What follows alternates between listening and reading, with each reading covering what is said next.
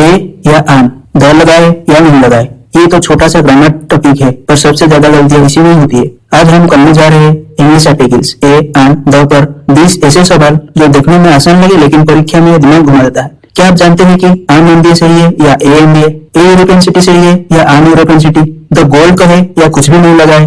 अगर आपके मन में भी ऐसे ही सवाल है तो यह वीडियो आपके लिए है। हर सवाल के बाद में मिलेगा एकदम सटीक उत्तर और एक्सप्लेनेशन इन सिंपल हिंदी। और हाँ, इस वीडियो के आखिर में है एक छोटा सा ग्रामर सरप्राइज, तो वीडियो को पूरा जरूर देखें, नहीं तो जरूरी कंसेप्ट छूट जाएगा। तो ये रहा पहला क्वेश्चन आपके सामने, इसका आंसर बताइए क्या होगा। ऑप्शन बी इसका सही आंसर है, जो कि है आन। आवर में एच साइलेंट होता है, इसका उच्चारण होता है आवर, यानी वावल साउंड से शुरू, और वावल साउंड के पहले हम लगाते हैं आन, इसलिए वेटेड फॉर एन आवर ये सही वाक्य है। क्वेश्चन नंबर 2 ये रहा आपके स्क्रीन पे। तो अनिष्ट के पहले क्या लगाए? एच है, तो क्या ए लगाए? अनिष्ट में एच साइलेंट होता है, इसके उच्चारण होता है ऑनेस्ट, यानी ये वावल साउंड से शुरू होता है और वावल साउंड से पहले हम हमेशा लगाते हैं आन, इसलिए सही वाक्य होगा she is an honest police officer.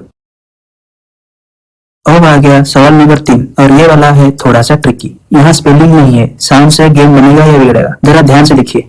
MLA में तो एम है, कंसोनेंट साउंड लगता है, लेकिन रुकिए, इसे जरा जोर से बोलिए। अब बताइए वावल साउंड है या कंसोनेंट?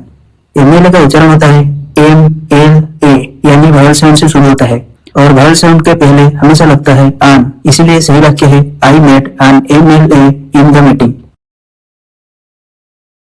चलिए अब आते हैं चौथे सवाल पर, और इस बार ई दिखेगा लेकिन गेम होगा वाई से। देखिए ध्यान से, यूरोपियन को देखकर आपको लग सकता है वावल से शुरू हो रहा है तो आन लगेगा, है ना? लेकिन ठहरिए, क्या आपने इसका साउंड सुना है?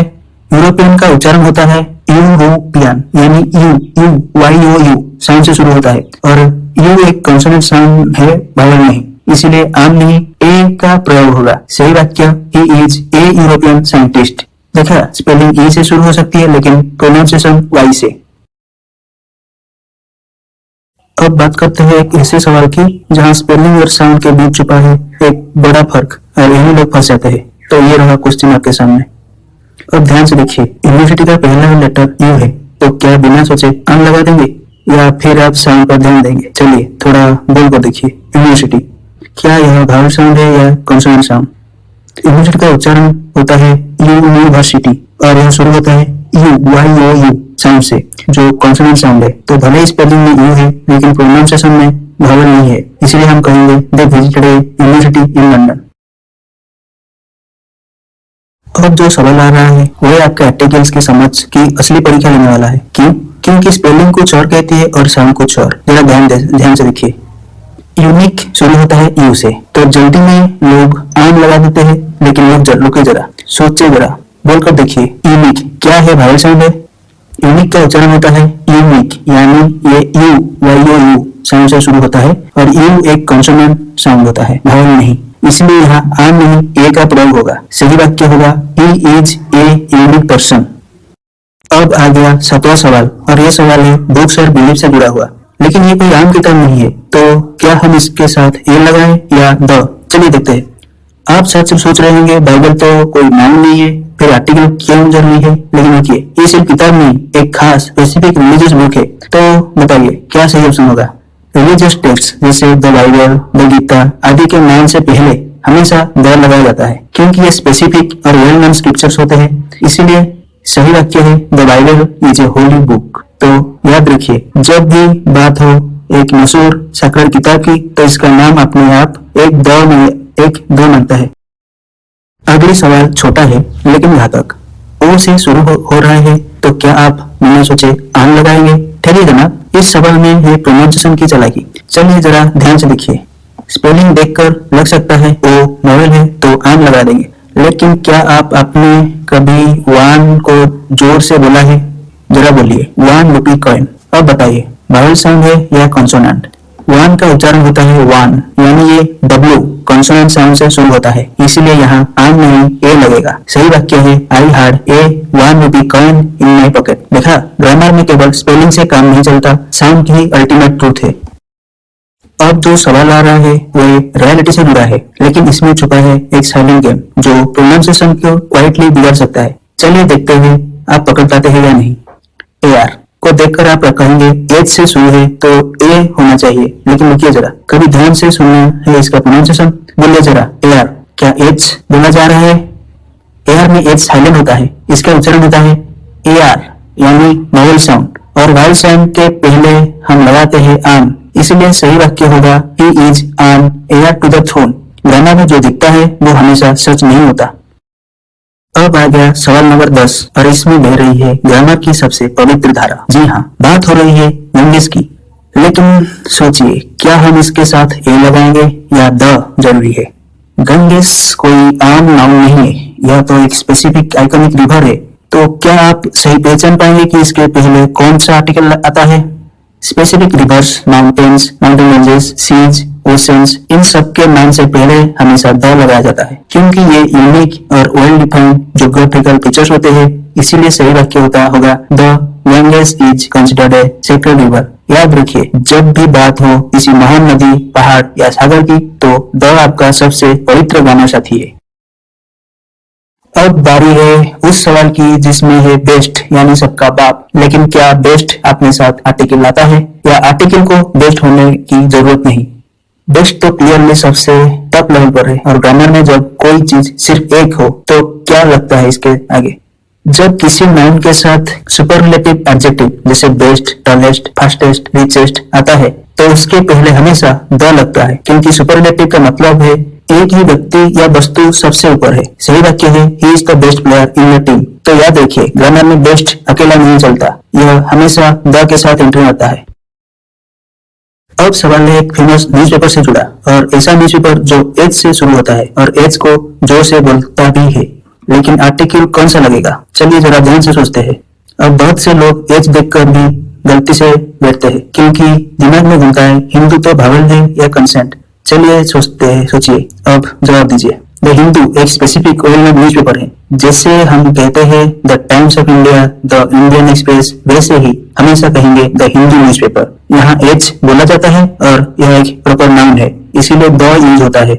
सही वाक्य होगा she read the Hindu newspaper every morning. तो देखा, जब हो किसी स्पेसिफिक टाइटल या नाम की, चाहे वो न्यूज़पेपर हो, रिवर हो या माउंटेन, द बन जाता है ग्रामर का बॉडीगार्ड।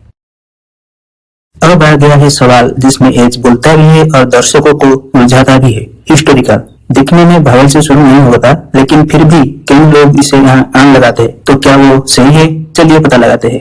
एच अगर साइलेंट है तो आन चलता है, लेकिन हिस्टोरिकल को जरा जोर से बोलिए। हिस्टोरिकल, क्या एच सुनाई दे रहा है? हिस्टोरिकल प्रोनाउंसिएशन है हिस्टोरिकल। यहाँ एच बोला जाता है, यह कॉन्सोनेंट साउंड है, इसीलिए भावल साउंड नहीं है, और हम लगाते हैं एन ना कि आन। सही वाक्य है this is a historical event. तो ध्यान रखिए, सिर्फ स्पेलिंग नहीं, बोलने की तरीका पर भी ध्यान दीजिए। अगला सवाल जुड़ा हुआ है हमारे संस्कृति और साहित्य की महान विरासत से। रामायण एक ऐसा महान ग्रंथ, एक महाकाव्य, लेकिन ग्रामर की नजर में क्या इसके साथ ए लगेगा या द? अब ध्यान से सोचिए, रामायण कोई आम किताब नहीं, यह तो एक स्पेसिफिक सेक्रेड टेक्स्ट है, और ऐसे मामले में ग्रामर क्या कहता है? धार्मिक ग्रंथों या प्रसिद्ध महाकाव्यों जैसे the Ramayana, the Mahabharata, the Bible आदि से पहले हमेशा द आता है, क्योंकि यह स्पेसिफिक और यूनिवर्सल रिकॉग्निज्ड वाक्य है। इसलिए यहाँ सही वाक्य होगा the Ramayana is an epic. अगला सवाल है एक मैजिकल ड्रीम से जुड़ा हुआ, लेकिन इस सपने में छिपा है एक ग्रामर का जादू जो स्पेलिंग और साउंड दोनों को उलझा देता है। चलिए देखते हैं आप इस जादू को पकड़ पाते हैं या नहीं। यूनिकॉर्न शुरू होता है यू से, तो लोग तुरंत आन लगा देते हैं, लेकिन ठहरिए, जरा बोलिए यूनिकॉर्न, क्या वो भावल साउंड लग रही है या कुछ और? यूनिकॉर्न का उच्चारण होता है यूनिकॉर्न, यानी ये यू साउंड से शुरू होता है, इसीलिए स्पेलिंग में भले ही यू हो, लेकिन साउंड कॉन्सोनेंट है, और हम यूज करते हैं ए। तो सही वाक्य I saw a unicorn in my dream. देखा, ग्रामर की दुनिया में साउंड ही सब कुछ है, स्पेलिंग से धोखा मिल सकता है। अगली सवाल है एक डिग्री से जुड़ा, और साथ ही ग्रामर का एक क्लासिक ट्रैप भी है। एमए दिखने में कॉन्सोनेंट लगता है, लेकिन क्या प्रोनाउंसिएशन में भी वही है? चलिए सोचते हैं। आपने देखा एम लिखा है, तो क्या ए लगाएंगे? लेकिन अब जरा इसे जोर से बोलिए, एम ए, क्या साउंड आया? M A. हाँ, यही तो असली गेम है। एम ए का उच्चारण होता है E M E I M A, और एम का साउंड है एम, यानी यह एक भावल साउंड है, और भावल साउंड से पहले हमेशा लगाता है एन आन। इसलिए सही वाक्य होगा he is an MA in English.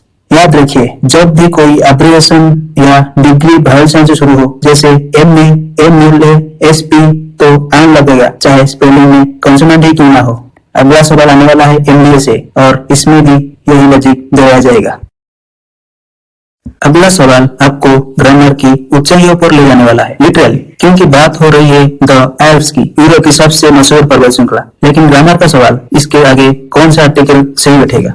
अब ध्यान दीजिए, एल्प्स कोई रैंडम पहाड़ नहीं, यह एक specific mountain range. The grammar में इसे नाउन्स के साथ क्या लगाता है।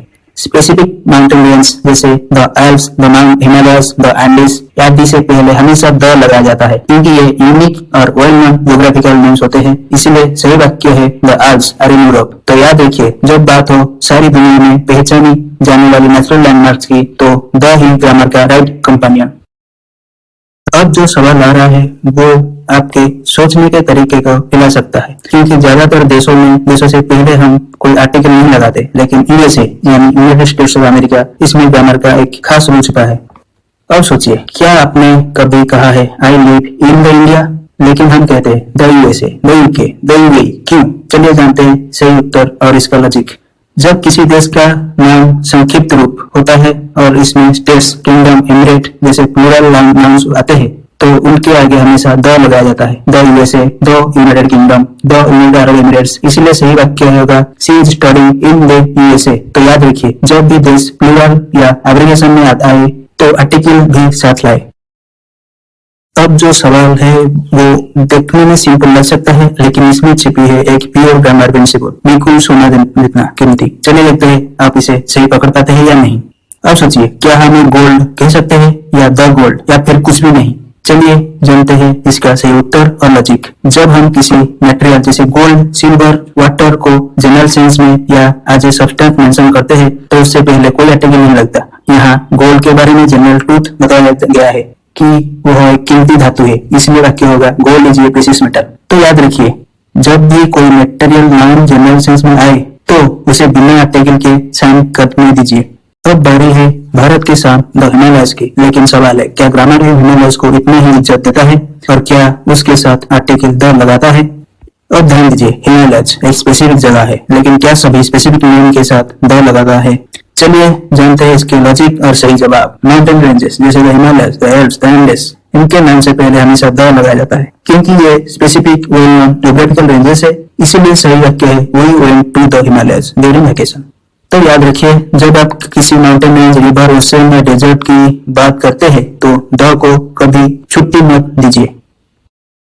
अगर आपने इस वीडियो को मुस्कुराते हुए देखा और कुछ सीखा तो मान लीजिए अब आपकी बारी है। कमेंट में जरूर बताइए आपने कितने सवाल सही किए। अगर आपका 15 से ज्यादा सही हुआ तो आप ग्रामर प्रो है। अगर कम से 10 से कम, कोई बात नहीं, अगली बार हम मिलकर सुधारेंगे। इस वीडियो में अगर आपकी कंफ्यूजन क्लियर की हो तो एक लाइक जरूर कीजिए, शेयर करना मत भूलिए, हो सकता है किसी दोस्त को इसी की जरूरत है। और हाँ, सब्सक्राइब किए बिना मत जाइए, क्योंकि अगली वीडियो में आएंगे और भी माइंड ब्लोइंग ग्रामर चैलेंजेस। सीखना अच्छा होता है तो बस लाइक करना, दिल से कमेंट जरूर छोड़ देना, ताकि मैं जान सकूं कि आप कितने सवाल में जीते। और अगर अभी तक सब्सक्राइब नहीं किया तो कर लीजिए, क्योंकि ग्रामर का अलग लेवल यही शुरू होगा।